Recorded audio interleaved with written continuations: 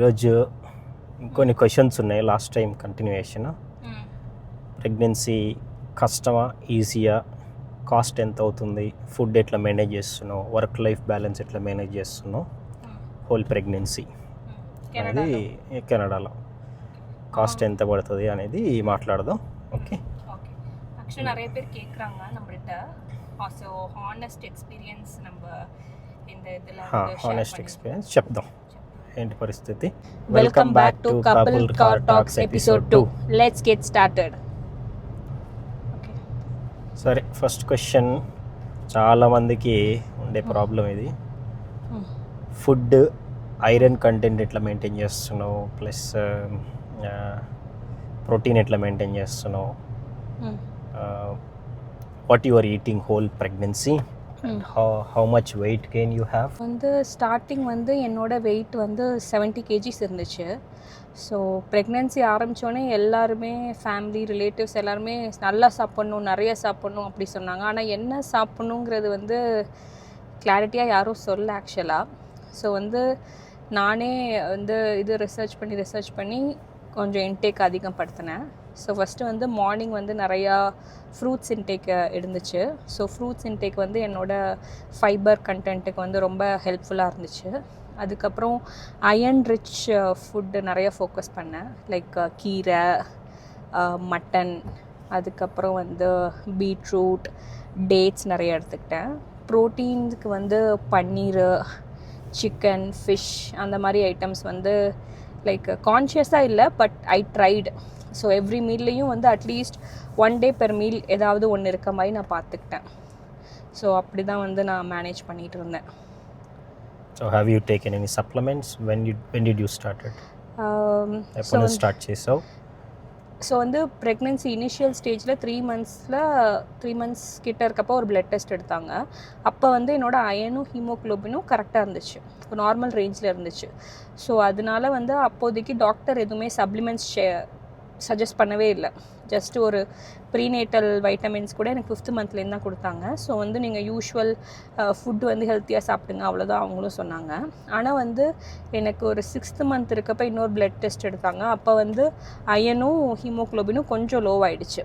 அது டாக்டர் கேட்டப்போ என்ன சொன்னாங்கன்னா வந்து பேபி க்ரோ ஆகுறப்ப இது வந்து ஒரு நார்மல் விஷயந்தான், நீங்கள் வந்து இது பண்ணாதீங்க, ஆனால் அதுக்கு நீங்கள் அயன் சப்ளிமெண்ட்ஸ் எடுத்துக்கிட்டால் நல்லது.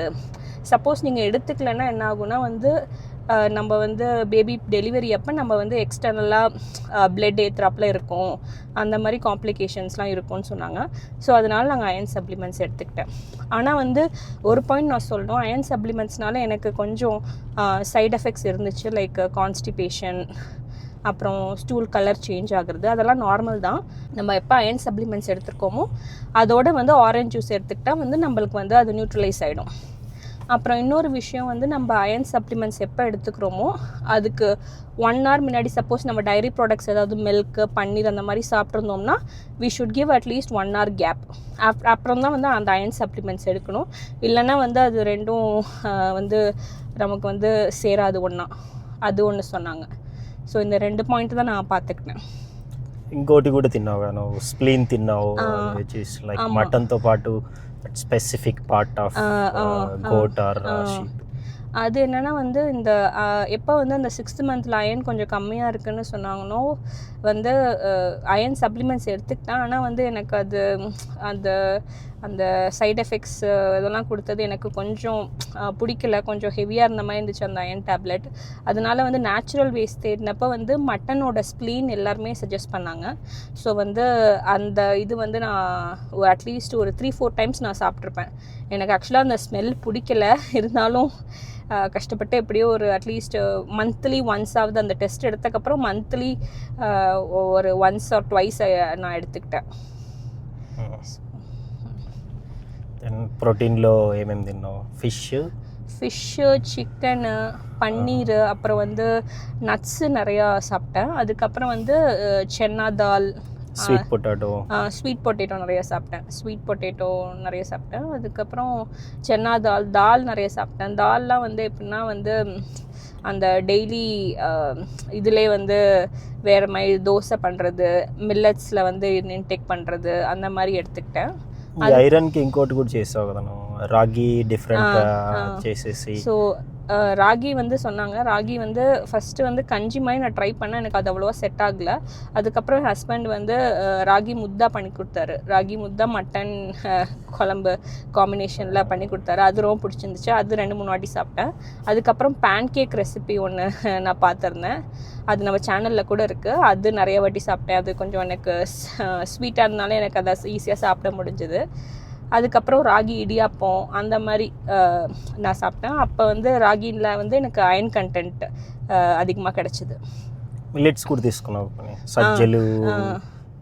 மில்லட்ஸில் பார்த்திங்கன்னா வந்து வெள்ளை சோளம், ஜோவர், சஜ்ஜலு, கம்பு, குதிரவாளி அதெல்லாம் கூட நான் சாப்பிட்டேன். கம்பு தோசை கூட మన சேனலில் ஒன்று இருக்குது. கம்பு தோசை எப்படி பண்ணணுன்னு நம்ம சேனலில் இருக்குது, செக் அவுட் பண்ணுங்கள். That's good.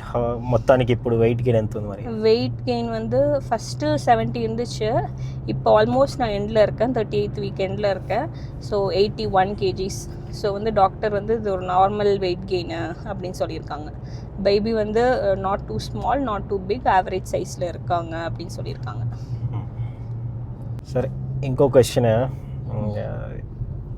చాలామంది ప్రెగ్నెన్సీ చాలా కష్టం, మళ్ళీ 8 hours వర్కింగ్, అది కూడా కెనడాలో ఎవరు హెల్ప్ లేదు, నువ్వు నేనే ఉన్నావు maximum. So work life balance ఎట్లా చేసినావు? చాలా కష్టమా? వర్కింగ్ చేసుకుంటూ వండుకోవడం, వాషింగ్ చేసుకోవడం అన్నీ ஸ்டில் யூ டிட் மேனேஜ்ட். எట్లా மேனேஜ் చేసినావు? உண்மையாக சொல்லணும்னா அது அவ்வளோ ஈஸி இல்லை, கஷ்டம்தான். ஏன்னா வந்து ஒரு ஹெக்டிக் ஒர்க்கு தான் எனக்கு. ஸோ வந்து 8 hours அவைலபிளாக இருக்கணும். எப்போ என்ன இஷ்யூ வரும், நான் ஒரு சப்போர்ட் ப்ராஜெக்டில் வேறு இருந்தேன். ஸோ அதனால் இஷ்யூ எப்போ வரும் சொல்ல முடியாது. ஸோ ப்ராப்பர் பிளானிங் தான் ஹெல்ப் பண்ணுச்சு சொல்லப்போனால். ஸோ வந்து இந்த இதில் வந்து மீல் ப்ரெப்பாக இருக்கட்டும், வீக்கெண்ட் வந்து நாங்கள் முன்னாடி வந்து நல்லா க்ராசரி ஷாப்பிங் எல்லாமே வந்து கரெக்டாக பண்ணிடுவோம், ஹரிபரியில் இருக்காது. அதுக்கப்புறம் வந்து பார்த்திங்கன்னா வந்து ஈவன் இந்த டாக்டர் அப்பாயின்மெண்ட்டு, மற்ற எந்த விசிட்டாக இருந்தாலும் எல்லாமே ப்ராப்பராக பிளான் பண்ணிப்போம். ஐ திங்க் அதனால தான் அச்சீவ் பண்ண முடிஞ்சது. ஆனால் ஹெல்ப் చేసిన హోమ్లో లేదా? ஹெல்ப் பண்ண இல்லைன்னு சொல்லலை. ஹெல்ப் ఎంత పర్సెంట్ చేసిన? 50 to 60% ஹெல்ப் பண்ணார். அதனால தான் பண்ண முடிஞ்சது என்னால். இப்போ வந்து பார்த்திங்கன்னா சம்டைம்ஸ் வந்து எனக்கு கால்ஸ் இருக்கும். சிலப்போ கொஞ்சம் ஏர்லியாக எந்திரிக்க ட்ரை பண்ணுவோம். பண்ணி டிஃபன், லன்ச் எல்லாமே வந்து அட்லீஸ்ட் வெஜிடபிள்ஸ் எல்லாமே ரெடி பண்ணி வச்சுருவோம். சம்டைம்ஸ் பண்ண முடியாது, ஏன்னா எல்லா நாளும் நம்ம பர்ஃபெக்டாக எந்திரிக்க முடியாது, தூங்கிடுவோம். அப்போ வந்து யாருக்கு கால்ஸ் இல்லையோ, சப்போஸ் கால்ஸ் இருந்தால் கூட இவர் மல்டி டாஸ்கிங் பண்ணுவார், காய் கட் பண்ணி வச்சுருவார். நான் வந்து என்னோடய கால்ஸ் முடிஞ்சோடனே குயிக்காக சமைச்சிருவேன். ஸோ அந்த மாதிரி தான் மேனேஜ் பண்ணும். సో ఇట్స్ డిఫికల్ట్, కానీ ఇద్దరు కమ్యూనికేషన్, ఇద్దరికి ఒకరికొకరు హెల్ప్ ఉంటే నడుస్తుంది. அது கம்யூனிகேஷன் இம்பார்ட்டன்ட். கப்புள்ஸ்குள்ளே வந்து அந்த கம்யூனிகேஷன், ஏன்னா வந்து நம்ம அப்பா அம்மா ஜென்ரேஷன் மாதிரி இல்லை, ஃபேமிலி சப்போர்ட் இங்கே இல்லை. ஸோ ஹஸ்பண்ட் அண்ட் ஒய்ஃப் ஒருத்தருக்கு ஒருத்தர் எவ்வளோ சப்போர்ட்டிவாக இருக்குமோ அப்போ தான் வந்து இந்த லைஃப் ஸ்டைலுக்கு வந்து ப்ரெக்னென்சியை ஸ்மூத்தாக ஹேண்டில் பண்ண முடியும். లేదు వైఫే కుకింగ్ చేయాలి, నేను చేయను, నేను కిచెన్కి వెళ్ళను అంటే நடக்காது. ரெண்டு பேரும் వర్కింగ్ இருக்கப்ப ரொம்ப కష్టం. ఇంకో క్వశ్చన్ ఏంటంటే, నువ్వు లీవ్ తీసుకున్నావు కదా, లీవ్ తీసుకున్న తర్వాత చాలామందికి పని చేస్తున్న వాళ్ళకి చాలా కష్టం అయిపోతుంది. అరే నాకు పని లేదు, పడుకోవడం లేవడం తినడం, పడుకోవడం లేవడం తినడం బోర్ అనిపిస్తుంది. సో నువ్వు దాన్ని ఓవర్కమ్ ఎట్లా చేసినావు? இப்போ ஆக்சுவலாக நான் ஒரு 36th வீக்கெண்ட்லேருந்து நான் மெட்டர்னிட்டி லீவில் இருக்கேன். ஸோ வந்து நான் எப்படின்னா வந்து மோஸ்ட்லி அந்த ப்ரிப்ரேஷன் ஒர்க்கு அதுலேயே வந்து நிறைய டைம் போயிடுச்சு. அது இல்லாமல் நான் என்ன பண்ணேன்னா வந்து எனக்கு ட்ராயிங் பிடிக்கும், அதனால் கலரிங் பிடிக்கும். ஸோ நிறைய கலரிங் புக் வாங்கி வச்சு பெயிண்ட் பண்ணிகிட்ருக்கேன்.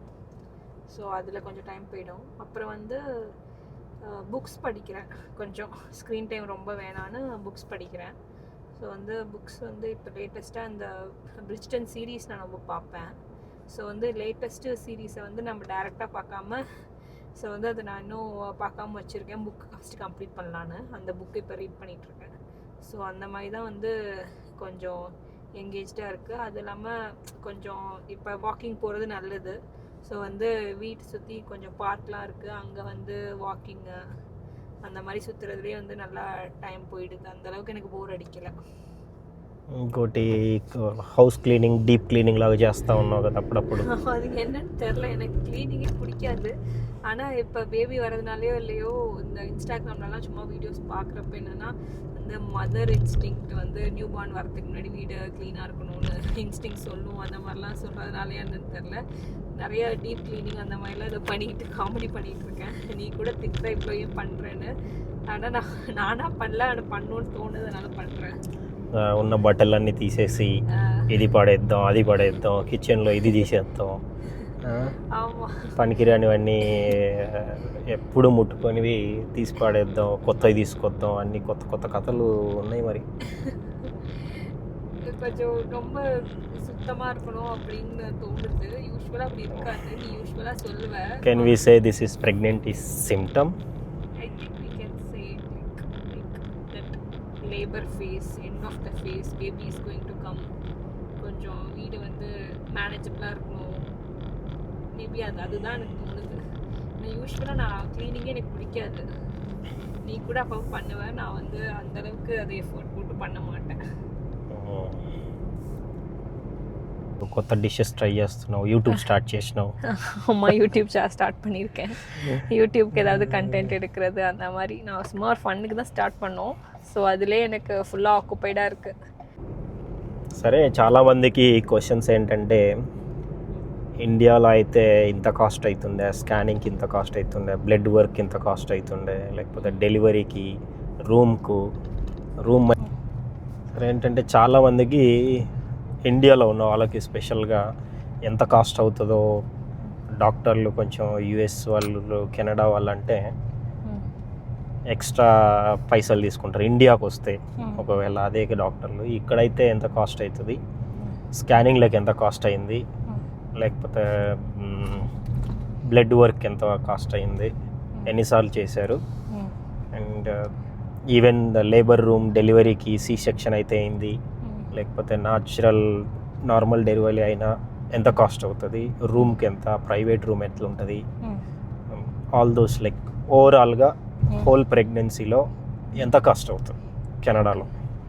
ஸோ வந்து இங்கே வந்து நான் வந்து இருக்கிறது ஆல்பர்ட்டா ப்ரொவின்ஸு கனடாவில். ஸோ வந்து ஆல்பர்ட்டாவில் வந்து நம்ம ஒர்க் பெர்மிட் இருந்தாலோ இல்லை பிஆர் இருந்தாலோ சிட்டிசன்ஷிப் இருந்தாலோ நமக்கு ஆல்பர்ட்டா ஹெல்த் கவரேஜ் கார்டுன்னு ஒன்று இருக்கும். ஸோ அதிலே வந்து நமக்கு மோஸ்ட் ஆஃப் த திங்ஸ் எல்லாமே கவர் ஆகிடும்.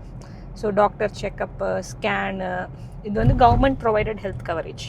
ஸோ அதிலே எல்லாமே கவர் ஆகிடும், ஸ்கேனு, ஹெல்த் செக்கப்பு. பட் வந்து மெடிசின்ஸ் கவர் ஆகாது. ப்ரிஸ்கிரிப்ஷன் இல்லைனா ஏதாவது வேக்சினேஷன் வந்து சில இது கவர்மெண்ட் சப்போர்ட் பண்ணுவாங்க, ஆனால் எல்லாமே கவர் ஆகாது. ஸோ அதெல்லாம் வந்து நமக்கு இன்சூரன்ஸ் வேணும். சப்போஸ் உங்கள்கிட்ட வந்து ஒரு வேலிட் ஒர்க் பெர்மிட்டு அப்படி இல்லை டெம்ப்ரவரி இது வேறு ஏதாவது விசாவில் இருக்கீங்கன்னா உங்களுக்கு வந்து நீங்கள் கன்ஃபார்மாக ஒரு இன்சூரன்ஸ் வச்சுருக்கணும். அது இல்லாமல் இங்கே வந்து காஸ்ட்லாம் மேனேஜ் பண்ணுறது ரொம்ப கஷ்டம். சப்போஸ் உங்களுக்கு வந்து ஒர்க் பர்மிட், பிஆர் அதெல்லாம் இருந்துச்சுன்னா வந்து கவர்மெண்ட் హెల్త్ కవరేజ్లే డిఫాల్ట్గా కవర్ అయ్యడం. అది కూడా నువ్వు వెళ్ళి తీసుకోవాలి రిజిస్టర్లో. నాకేం అవ్వదులే, నేను మంచిగా ఉన్నానులే, నాకేం అవ్వదు, నాకేం అవసరం లేదు, నాకు ఒక్కసారి కూడా జ్వరం రాలేదు, నాకు ఫీవరే రాలేదు అని అనుకుంటే లాస్ట్లో వచ్చినప్పుడు they will not take you in without that card. இங்கே வந்து அது மேண்டேட்டரி கன்ஃபார்ம், మళ్ళీ పైసలు కట్టాల్సి వస్తుంది. జాయిన్ చేయించుకుంటారు, కాకపోతే మినిమం 300 జస్ట్ జాయినింగ్కే ఉంటుంది, $300 అట్లుంటుంది. ఆ తర్వాత స్కానింగ్ ఎంత అయింది? ஸ்கேனிங்க்கும் நான் எதுவும் பே பண்ணலைன்னா கவரேஜ்னால. ஆனால் நம்மள்ட்ட இந்த இன்சூரன்ஸோ இல்லை சப்போஸ் இந்த ஆல்பர்ட்டா ஹெல்த் கார்டு இல்லைனா வந்து கன்ஃபார்மாக வந்து ஒரு ஸ்கேனிங்க்கே $500-600 ஆகும் எனக்கு தெரிஞ்சு. இப்போ நான் மெடிசன்ஸ் ப்ரிஸ்கிரைப் பண்ணுற ப்ரீநேட்டல் விட்டமின்ஸாக இருக்கட்டும், அயன் சப்ளிமெண்ட்ஸாக இருக்கட்டும், எல்லாமே எனக்கு வந்து கம்பெனி இன்சூரன்ஸும் இருக்குது. அதனால வந்து எனக்கு ஆல்மோஸ்ட் ரொம்ப காஸ்ட் கம்மி தான் அந்த ப்ரிஸ்கிரிப்ஷன் மெடிசன் கூட. అయితే కంపెనీ ఉంటే మంచి కంపెనీ 100% రీఫండబుల్ తీసుకోవాలా. కొందరు కంపెనీస్ ఏంటంటే 80% లేకపోతే 500 డెప్టబుల్ ఇట్లా ఉంటుంది. అట్లాంటివి అన్నప్పుడు ఫస్ట్ 500 పే చేసే వరకు దే విల్ నాట్ కవర్. నీ ఫస్ట్ మెయిన్ ఇవన్నీ 500లోనే అయిపోతాయి. సో అదో ప్రాబ్లం ఉంటుంది. ఇంకొకటి కాస్ట్ ఇక్కడ అంటే ఒకవేళ పార్కింగ్వి పే చేయాల్సి వస్తుంది. That's the normal cost almost every time let's say $10 every visit. అది ఇక్కడ కానీ స్కానింగ్కి కానీ బ్లడ్ వర్క్ కానీ వాకింగ్ చేసుకుంటూ పోతే ఫ్రీ, బట్ అది అంత దగ్గర ఉంటాయని చెప్పలేం. మనకు బ్లడ్ వర్క్కి కొంచెం ఈజీగా ఉండే, మిగతా అన్నిటికీ దూరం. కానీ ప్రతిదానికి పార్కింగ్ అయితే ఖచ్చితంగా పే చేయాలి. అదొకటి ఉంది. லேபருக்கு போனால் கூட நம்ம பார்க்கிங் காஸ்ட் மட்டும்தான் இருக்கும், மற்ற எந்த இதுவுமே இருக்காது. ఇంకేం ఉండదు మోస్ట్లీ. అంతా టోటల్గా కెనడాలో అయితే మొత్తం ఇన్సూరెన్స్ కవర్ అవుతుంది. Only maximum let's say $500 overall whole 9 months. Just rough idea అంతే కదా. నెక్స్ట్ పార్కింగ్కి దానికే కాబట్టి பார்க்கிங்க்கு அப்புறம் ப்ரிஸ்கிரிப்ஷன் சப்போஸ் 80% இருந்துச்சுன்னா நீங்கள் மீதி கொடுக்குற மாதிரி இருந்துச்சுன்னா அவ்வளோ 500 கூட இல்லை, அதோட ரொம்ப லெஸ்ஸாக தான் இருக்கும். అంటే టీకాలు ఒకవేళ కవర్ అవ్వకపోతే $200 ఒకటి ఉండే, $150 ఒకటి ఉండే, RRSV అది கொடுத்துருந்தா. தட் வேக்சினேஷன் வந்து ஒன்று வந்து $250 சொன்னாங்க. ஆனால் அதை எடுத்துக்கிட்டால் வந்து அது ரெஸ்பிரேட்டரி இன்ஃபெக்ஷனுக்காக இருக்க வேக்சினேஷன். ஸோ அந்த வேக்சினேஷன் கவர்மெண்ட் கவர் பண்ண முடியாது அப்படின்னு சொல்லிட்டாங்க. ஆனால் வந்து அது வந்து இன்சூரன்ஸ் கவர் பண்ணிட்டாங்க. మనకి మన ఎక్స్పీరియన్స్ని బట్టి ఇంత అయింది cost. Maybe different people will have different because if they do not have this Alberta health insurance, then it will cost more than what we thought. Correct. And then if they are in visitor visa, they will not be getting that. Or if they do not have company one, then another extra charge. దానికి charge కాకపోతే insurance ఉన్నందువల్ల మనకి అన్ని బతికి బయటపడ్డాం. Okay సరే, మా experience అంతా share చేసాం. వేరే క్వశ్చన్స్ ఉంటే కామెంట్ చేయండి. உங்களுக்கு வேறு ஏதாவது கொஸ்டின்ஸ் இல்லை டவுட்ஸ் இருந்தால் கமெண்ட்டில் சொல்லுங்கள், நாங்கள் ரெஸ்பாண்ட் பண்ணுறோம். So will see you in next episode. Thank you all. Thank you. Bye bye.